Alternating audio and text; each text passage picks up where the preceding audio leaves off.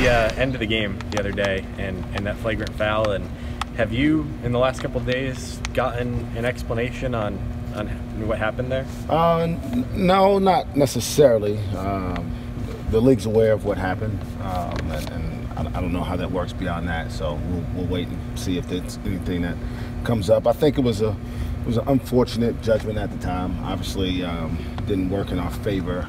So, you know, I've watched it. I don't know how many times. Mark, probably 1,000, maybe. The play itself, the game itself, I've watched 5 or 6 in its entirety. And with all that said, that play was not a good play to happen at the time. We also had a 24-point lead on the road. We were up 8 points with under 4 minutes to go, going to the free throw line to shoot 2 shots.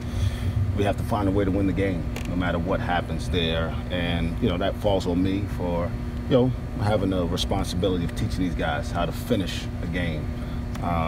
And we'll learn from it. We watched it yesterday, and we're time to move on to UT San Antonio. When the foul happens in real time, and then they go to look at it, and you're in the huddle, is it even going through your mind at all that they might call this an intentional? No, you know, and I don't know if anybody did, to be honest. I immediately thought, because the kid made a pretty savvy move there to try to shoot the ball. It's a senior, right?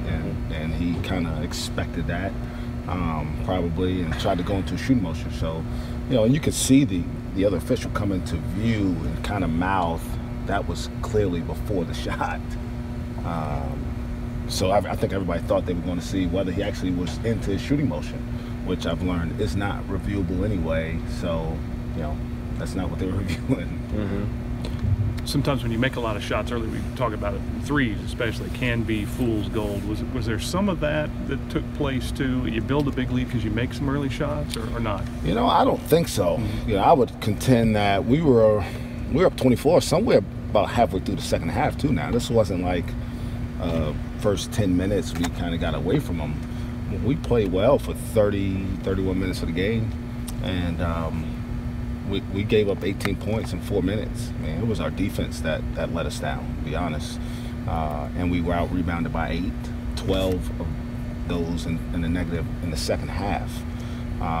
So, yeah, we didn't execute as well offensively, but up 8 going to the free throw line with under 4 minutes, and you get a couple stops, you win the game.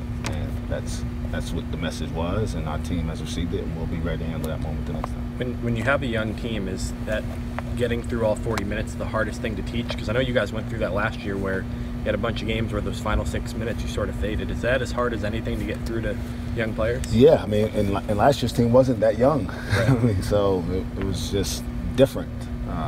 But, yeah, it's a process. You know, Isaac Likely, for instance, doesn't understand how important every possession in the game means. And he's learning that, and he's going to be a terrific player. But it's never mattered this much to be locked in terms of your mentality, every possession. You know, and so, you know, not only him, you're stepping up to the free throw line. He was the guy at the free throw line, you know, just kind of maybe locking in. He's a good free throw shooter. And I think we'll see that bear itself out over the course of the season. But understanding the importance of every possession is a learning process, and it's not something that, you know, those guys were doing it for the first time. And to their credit, not necessarily in their defense, you know, it's very rare you take a team on the road against a quality team, you know, for their first game.